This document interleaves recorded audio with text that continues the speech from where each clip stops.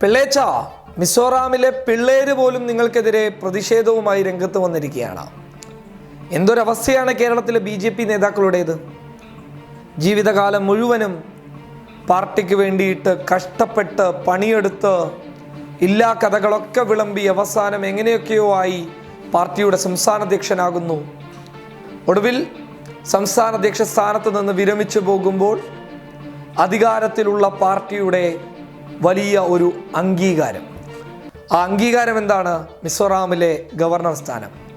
കുമ്മനം രാജശേഖരന് നിങ്ങൾ നൽകിയത് മിസോറാമിലെ ഗവർണർ സ്ഥാനമാണ്.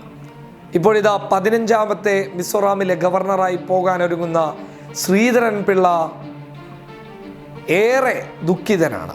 കാരണം ചരിത്രത്തിൽ ഈ ഗവർണർമാർക്കെതിരെ ഇന്ത്യയിൽ പ്രതിഷേധങ്ങൾ ഉണ്ടായിട്ടുണ്ടാവുക വിരലിലെണ്ണാൻ പറ്റുന്ന രീതിയിലായിരിക്കും. അതായത് ഒരു ഗവർണർ അധികാരമേൽക്കുമ്പോൾ. എന്നാൽ ഇപ്പോൾ മിസോറാമിൻ്റെ ചിത്രം എന്ന് പറയുന്നത് BJPയുടെ കുപ്പത്തൊട്ടിയല്ല മിസോറാം എന്നാണ് വിദ്യാർത്ഥി സംഘടനകൾ പറയുന്നത്. കോൺഗ്രസിൻ്റെ പ്രതിഷേധം മാറ്റിവെക്കുക. അവിടെയുള്ള പല വിദ്യാർത്ഥി സംഘടനകൾ പറയുന്നത് കേരളത്തിലെ BJPയുടെ കുപ്പത്തൊട്ടിയല്ല മിസോറാം എന്നുള്ളതാണ്. അത് കേന്ദ്ര സർക്കാരിനുള്ള ഒരു മുന്നറിയിപ്പും കൂടിയാണ്. പക്ഷെ അതിനേക്കാൾ വലിയ ദുഃഖം എന്ന് പറയുന്നത് നമ്മുടെ ശ്രീധരൻ പിള്ള പാൻറ്റും ഷർട്ടും ഒക്കെ ഇട്ട് എങ്ങനെയെങ്കിലും ഇവിടെയുള്ള എല്ലാ സ്ഥാനമാനങ്ങളും ഒഴിഞ്ഞ് ഇത്തിരി കാലം മിസോറാമിലെങ്കിൽ മിസോറാമിൽ ഒന്ന് ഗവർണറായിരിക്കാമല്ലോ എന്ന് പറഞ്ഞ് മിസോറാമിലേക്ക് പോകുന്ന നമ്മുടെ ശ്രീധരൻ പിള്ളയോട് ഇങ്ങനെയൊരു തിരിച്ചടി പാടില്ലായിരുന്നു. കാരണം അദ്ദേഹത്തിന് ഒരുപാട് സ്വപ്നങ്ങളുണ്ടായിരുന്നു. കേരളത്തിലെ എല്ലാ സ്ഥാനമാനങ്ങളും ഉപേക്ഷിച്ചിട്ടാണ് അങ്ങോട്ട് വരുന്നുള്ളത്. ഇനി തിരിച്ചു വന്നാൽ ഒരുപാട് പണിയുമുണ്ട്. അതിനിടയിലാണ് ഗവർണർ എന്ന് പറയുന്ന പദവിയിലോട്ട് കണ്ടവരെയൊക്കെ കൊണ്ട് നിറക്കുകയാണ് എന്ന് പറഞ്ഞ് മിസോറാമിലെ യുവാക്കളും വിദ്യാർത്ഥി സംഘടനകളും ഒക്കെ പ്രതിഷേധവുമായി രംഗത്ത് വരുന്നത്. കേരളത്തിലെ BJPയോട് കേന്ദ്ര സർക്കാർ ചെയ്യുന്ന ഈ കാര്യത്തോട് ഒരിക്കലും യോജിക്കാൻ വേണ്ടി സാധിക്കുകയില്ല. പേരിലെങ്കിലും നമ്മുടെ കേരളമുണ്ടല്ലോ, കേരളത്തിലെ BJP എന്നാണല്ലോ പറയുന്നുള്ളത്. അപ്പോൾ നമുക്ക് തന്നെ ഒരു അപമാനമായി മാറിയിരിക്കുകയാണ്.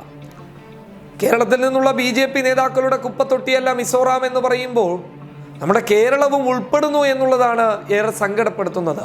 അതുകൊണ്ട് കേന്ദ്ര നേതാക്കന്മാരോട് ഒന്നുകൂടി സംസാരിച്ചിട്ട് ശ്രീധരൻ പിള്ളയ്ക്ക് ശേഷം അടുത്ത ട്രെയിനിയായി സുരേന്ദ്രൻ നിൽക്കുന്ന കാര്യം ട്രോളുകളിലൂടെ കടന്നു വരുമ്പോൾ സുരേന്ദ്രനെ വേറെ ഏതെങ്കിലും ഒരു സംസ്ഥാനത്തെ ഗവർണറായി നിയമിക്കണമെന്ന് വിനയപൂർവ്വം അഭ്യർത്ഥിക്കുകയാണ്. കാരണം ഇങ്ങനെ ഒരു മാനക്കേട് താങ്ങാൻ നിങ്ങളുടെ സാധാരണക്കാരായിട്ടുള്ള പ്രവർത്തകർക്ക് സാധിക്കുന്നുണ്ടാകില്ല. കാരണം അവരുടെ നേതാവായി നിങ്ങളെ അവർ കണ്ടതാണ്. ആ നേതാവിനെ മിസോറാമിലെ വിദ്യാർത്ഥി സംഘടനകളിലെ നേതാക്കന്മാർ പുല്ലുവില കൽപ്പിക്കുന്നത് കാണുമ്പോൾ അവരുടെ ഹൃദയം പൊട്ടിപ്പോകുന്നുണ്ടാകും. അതുകൊണ്ട് അടുത്ത ടിക്കറ്റുകാരനായ സുരേന്ദ്രന് വല്ല തമിഴ്നാട്ടിലോ കർണാടകയിലോ അങ്ങോട്ട് എവിടെയെങ്കിലും ഒരു ഗവർണർ സ്ഥാനം കൊടുക്കണമെന്നുള്ളതാണ് ഞങ്ങളുടെ ഒരു അഭ്യർത്ഥന. News desk public Kerala.